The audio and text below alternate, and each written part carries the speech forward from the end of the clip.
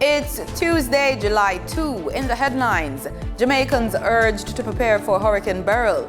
In business news, ports set to close and business operators monitoring hurricane forecasts. Regionally, an update on Hurricane Beryl across the region. And in sports, former Reggae Boys coach says no grudge as speculations abound about his resignation. This is the news on PBC Jamaica. I'm Simone Absalom Gale.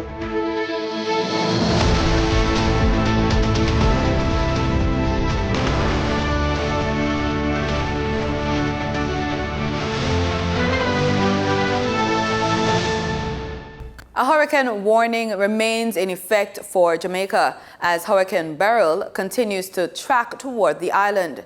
The Meteorological Service of Jamaica says the following dangerous effects of a hurricane are expected to affect the country in 36 hours or less. Dangerously high water, or a combination of dangerously high water and exceptionally high waves, even though winds expected may be less than hurricane force and average winds of at least 119 kilometers per hour or 74 miles per hour. Beryl is moving toward the west-northwest near 35 kilometers per hour and is forecast to continue moving rapidly west-northwestward during the next couple of days and turn westward by Thursday. Maximum sustained winds remain near 270 kilometers per hour. That's 165 miles per hour with higher gusts. Beryl is a Category 5 hurricane at news time on the Saffir-Simpson hurricane wind scale. Weakening should begin later today, but Beryl is expected to be near major hurricane intensity as it moves into the central Caribbean and passes near Jamaica on Wednesday and the Cayman Islands on Thursday. Additional weakening is expected thereafter, although Beryl is forecast to remain a hurricane in the northwestern Caribbean. Hurricane force winds extend outward up to 65 kilometers, that's 40 miles from the center, and tropical storm force winds extend outward up to 205 kilometers. Based on the current official forecast track, the eye of Hurricane Beryl is expected to be south of Hispaniola on Tuesday afternoon and evening before it moves just southeast of Jamaica on Wednesday morning and then follows a path adjacent to the coastline throughout the rest of the day. As the center of Beryl moves closer to the island, expect heavy rainfall to begin affecting the island early on Wednesday. This would later be accompanied by possible hurricane force winds across the island and dangerous storm surges and battering waves along coastal areas of mainly southern parishes. The Meteorological Service continues to monitor the progress of the hurricane, and all interests are encouraged to pay special attention to further reports. Prime Minister Andrew Holness is urging Jamaicans who live in low-lying areas to seek higher ground as the country prepares to weather Hurricane Beryl. The Prime Minister, along with other members of the Disaster Preparedness Executive, gave updates on the national preparations at the press conference on Monday. Head of Jamaica's Met Service, Evan Thompson, explained the forecast of Hurricane Beryl, saying even if it weakens, it will be dangerous. In each case, the expected strength of the system would be between 105 and 110 miles per hour. That puts us in the category of the realm of Category 2 hurricane, as you can see on the Saffir-Simpson scale. That is the wind scale for hurricanes. Scale 2 indicates, or Category 2 indicates, that the wind speed would be between 96 and 110 miles per hour. So the current projection is that on passing Jamaica, the system is likely to be a Category 2 hurricane, and that means extremely dangerous winds could cause extensive damage. It's nothing to scoff at. Prime Minister Andrew Holness urged those at high risk of flooding to be prepared to evacuate. For those persons who live in low-lying areas that have traditionally been impacted by storms and floods, that you want to take action now. So get in touch with your family members, start making preparations for evacuations. Acting Director of the ODPEM, Richard Thompson, says the relevant teams have been meeting and status reports have been on each parish's readiness. Looking at aspect of shelter, relief distribution, pre-positioning, evacuation of our threatened areas, looking at scenario development. We did 3 scenario development for the impending system. We will be now doing a more detailed scenario development now that we have seen that it will track to the south side of us. Jamaicans are being reminded to get their information on developments related to Hurricane Beryl from credible sources. The National Water Commission says its commercial offices will be closed today and will remain closed on Wednesday, July 3, 2024, due to the impending weather conditions that is expected to be associated with Hurricane Beryl. Customers are advised that they may still contact the NWC through their website at www.nwcjamaica.com and utilize the web chat portal. Customers can email them at customercare@nwc.com.jm and use the NWC mobile app via the Google Play or Apple App Store. They can also be contacted on their social media pages. The NWC urges all to be vigilant and stay safe at this time. The 4th phase of the single-use plastic ban has come into effect, introducing import prohibitions on plastic food containers. However, the ban excludes transparent plastic lids until environmentally friendly alternatives become available. The implementation period for this phase was extended by 1 month due to concerns about inadequate stakeholder engagement and public education. Minister of the Environment, Matthew Samuda, announced that local and international trade partners will be notified of the commencement of this phase of the ban.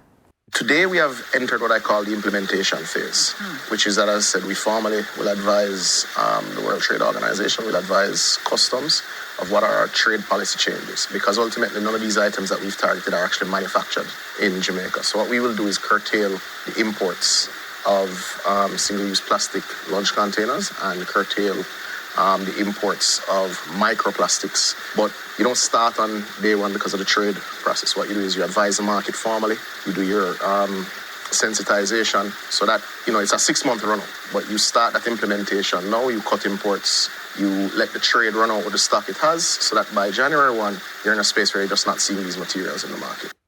Petrojam General Manager Telroy Morgan is assuring the public of an adequate fuel supply despite Hurricane Beryl's potential impact. He says the company has 2 to 3 week reserve of petroleum products and has activated its emergency preparedness and response plan. Loading racks in Kingston and Montego Bay have extended hours, and the company is also on standby to address emergency supply issues for hospitals and other critical facilities. All critical facilities are being urged to ensure they have products reserved for at least 5 days in case of roads becoming inaccessible. Customers are advised to stock up on fuel. The Tax Administration of Jamaica closed all its locations to the public at 11 a.m. this morning. The closure is to facilitate members of staff preparing for the impending storm, as well as conduct business shutdown procedures ahead of the weather event. Taxpayers are reminded that they may conduct business online at www.jamaicatax.gov.jm. These include the TAJ Direct Funds Transfer Service for business-related tax payments. These are in addition to customers being able to make payments via the tax authority's website using a credit card or other banking cards with credit card features.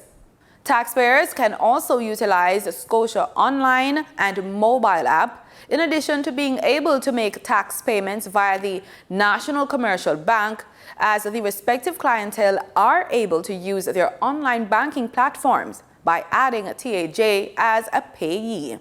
Time now for the business report with Denise Williams.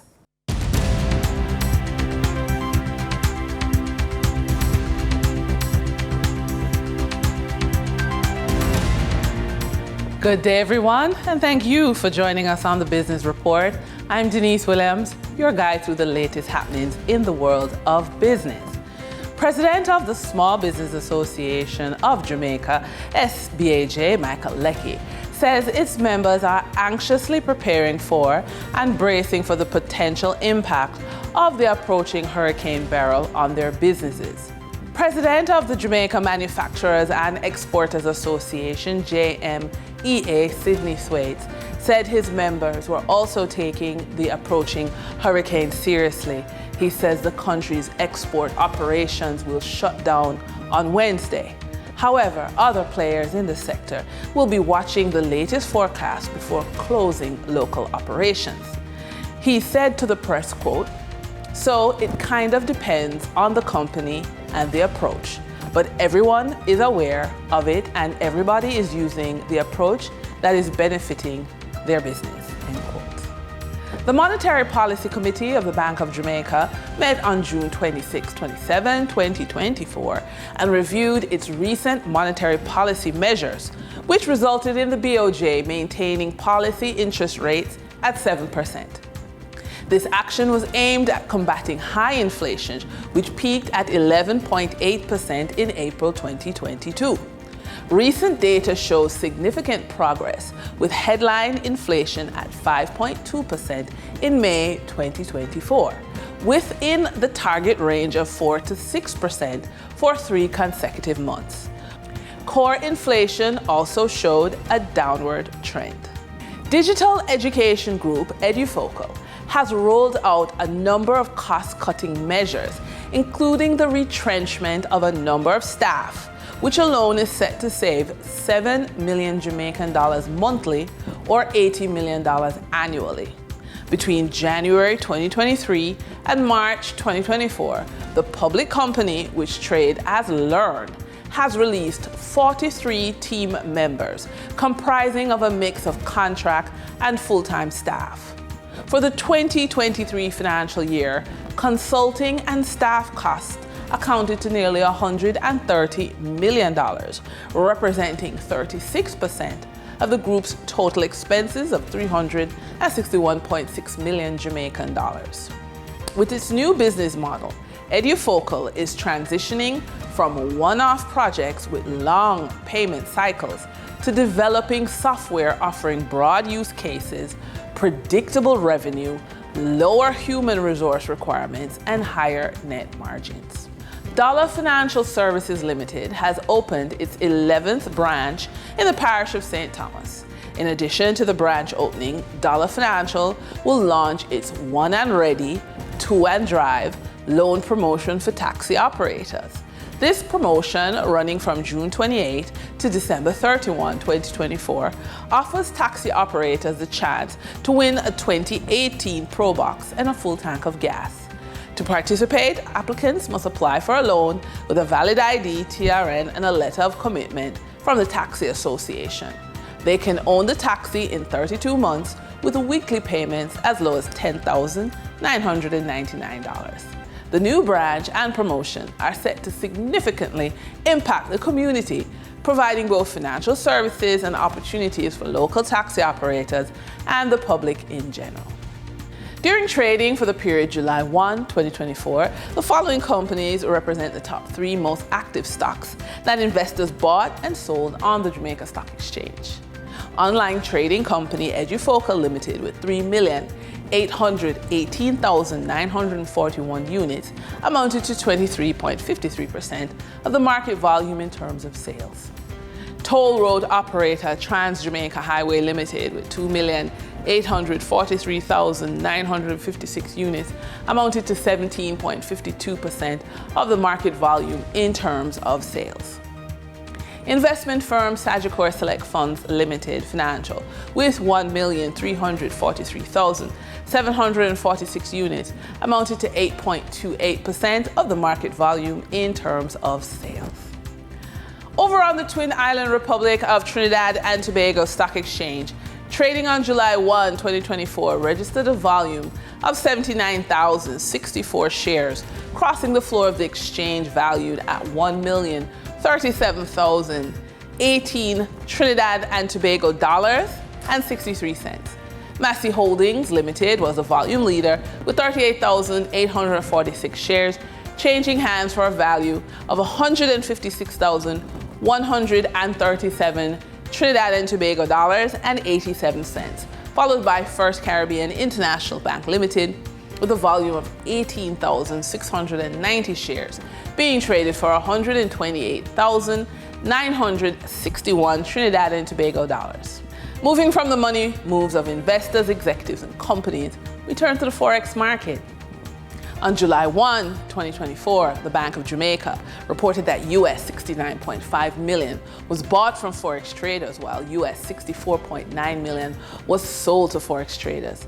Buying directly from the Bank of Jamaica, foreign currency traders sold the US dollar for $157.18 and bought the US dollar for $155.07.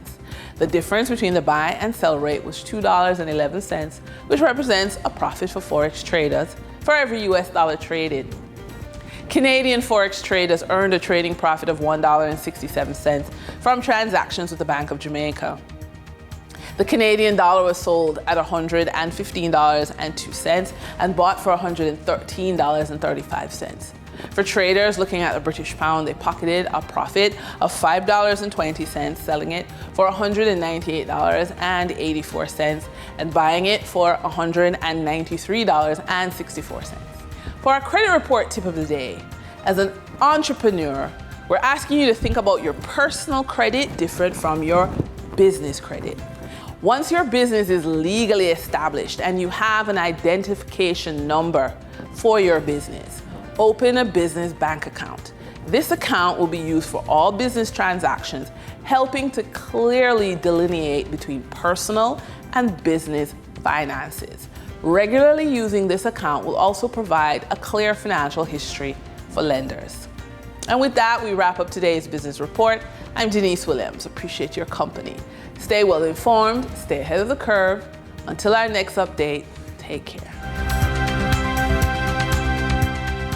In regional news, Caribbean community leaders, CARICOM leaders, are set to meet virtually today, July 2, to discuss the effects of the passage of Hurricane Beryl, even as they renewed their criticism of the developed countries for their failure to adhere to promises made to help small island developing states deal with the impact of climate change. Dominica's Prime Minister Roosevelt Iscariot says on DBS radio this morning that the leader said, Dominica's Prime Minister Roosevelt Iscariot said on DBS radio this morning that the leaders will discuss the situation, particularly in Grenada and St. Vincent and the Grenadines, where Beryl, a Category 5 storm, has been blamed for at least one death and causing widespread damage. Hurricane Beryl brought devastating wind and torrential rain to the southeastern Caribbean. Experts say unusually warm ocean temperatures caused it to intensify. The hurricane is already a record-breaking storm due to its strength this early in the season. Al Jazeera's John Holman reports. This year's Atlantic hurricane season has started early and big. Beryl, a sweet name for a serious storm, has reached the eastern Caribbean islands. The message from leaders is simple. This is a major hurricane. It's not a joke. Wherever you have a hurricane of that type, a major hurricane of this type, cars become missiles, they're lifted up and blown into buildings, and tossed around. Islanders have taken note, boarding up shops, packing cars with fuel, pantries with food. Sustained winds at a maximum of more than 200 kilometres an hour. Lots of rain. It's moving even now and should reach the centre of the Caribbean and some of its most populous islands by Wednesday. There is a potential for Beryl to remain a hurricane, a powerful hurricane across the Caribbean Sea. There is also a chance of hurricane-force winds extending as far westward as to portions of the Yucatan Peninsula later this week. Eventually, it will end up buffeting southeast Mexico before hopefully blowing itself out. John Holman, Al Jazeera. Barbados has been spared the brunt of Hurricane Beryl. However, there has been damage to some parts of the island due to heavy rain and high winds. CBC's Anmar Goodridge-Boyce reports. The island has been spared the worst of the Category 4 system, but tropical storm force winds 40 to 60 miles per hour still caused severe coastal infrastructural damage in the south. There was flooding in Hastings, with debris tossed and spread along the roadways like confetti, causing some roads to be impassable. Some Barbadians were also in darkness last night and this morning, as areas of the island were impacted by power and water outages. Hurricane Beryl was also felt in the north of the island, especially in the Sixman-St. Peter area. It was also reported that 400 people were in shelters riding out the hurricane and over 40 homes were damaged during the passage. With respect to house damage, it is still too early to tell. We have just over 40 houses with some kind of damage or roof loss or minimal report. There would have been roof leaks, but most of it is damage to houses and roof and partial collapse. But we expect that number may increase. The all clear was given around 2 this afternoon, and damage assessments have been ongoing since then. Anmar Goodridge-Boyce, CBC News. Tobago has been spared the major impacts of Hurricane Beryl with no injuries or fatalities reported. Emergency officials expressed relief and are now concentrating on cleanup operations. It is all behind us now, were the sentiments of the Tobago Emergency Management Agency Director Alan Stewart as he spoke to the media on Monday as heavy winds and rain subsided. Though Tobago is no longer under hurricane warning and Beryl has passed the island, Mr. Stewart said Tobagonians are not yet out of the woods. We would have seen 24 villages across the island being impacted. The eastern end of the island seemed to be that area of received the brunt of the weather in terms of the severity. The Scarborough General Hospital's accident and emergency saw 3 patients, while Roxburgh recorded 2. There were over 100 incident reports received by the team thus far, and they expect this number can double by 50%. The hazards that impacted us saw fallen trees, taking the climb in terms of the numbers of fallen trees, a wide number of fallen trees. We had no fatalities, no injuries. We had 1 structural damage that was really in terms of road blockages. We saw 7 road blockages. Appliances from the Division of Infrastructure have been deployed and have begun restoration works. 33 shelters were earmarked for use, but only 16 shelters were needed to be activated and were closed at 5 p.m. 145 individuals sought shelter during the hurricane, and those 145 persons that sought shelter at 16 of our shelters. So only 16 of our open shelters were really occupied. 145 people sought shelter. Of the 145 people, we are currently treating with 5 families that have unique circumstances and that require that beyond the initial shelter that we provide lodging for them during the course of the night over the next 72 hours and perhaps beyond based on the state of their homes. Chief Secretary Augustine informed it is back to work for many on Tuesday. All medical services on island return to normal tomorrow. Work for all Tobago House of Assembly employees return to normal tomorrow. School will be reopened tomorrow. Save and except for Ebenezer Methodist that had part of its roof blown off during the course of this event. According to Mr. Augustine, the Trinidad and Tobago Electricity Commission said they received 30 reports of electricity disruptions. Officials say all areas have not yet been addressed and expect works to continue into tonight. The Tobago Operations Center will remain partially operationalized as the island places its eye on another weather system, AL96, being monitored by the Met Office. Carissa Douglas, TTT News. In sports, we begin on the field with football. The Jamaica Football Federation says the decision by Hymir Hallgrimsson to resign as head coach of the Reggae Boys was not related to the team's performance at the 2024 Copa America tournament. Despite speculations, the former Reggae Boys head coach is quoted by the Gleaner newspaper saying there is no grudge, end quote, following his resignation on Sunday at the end of a disappointing trip to the Copa America. He also says he believes he's leaving the senior program in a better place than when he came. Over now to cricket. As one of the biggest sporting events in the world comes to an end, Prime Minister Mia Mottley has thanked Barbadians for their efforts in making the hosting of the ICC Men's T20 Cricket World Cup a success. My dear friends, the last few years was a challenge for all of us. And that is why when the opportunity came for us to offer Barbados to be the hosts of the Cricket World Cup finals, we jumped at it. Because we wanted to signal to ourselves first and to the rest of the world that we could turn the corner and resume normal business, pursue the great transformation that we know is ours to pursue. And there was no better way to do it than to get ourselves ready for this event. We didn't have time, 6 months effectively between the announcement and indeed the hosting of these finals. We could not have been here if all of us didn't come together and lift heavy weight. You hear me say all the time, many hands make light work. Well, it did. I want to use this opportunity to say thank you.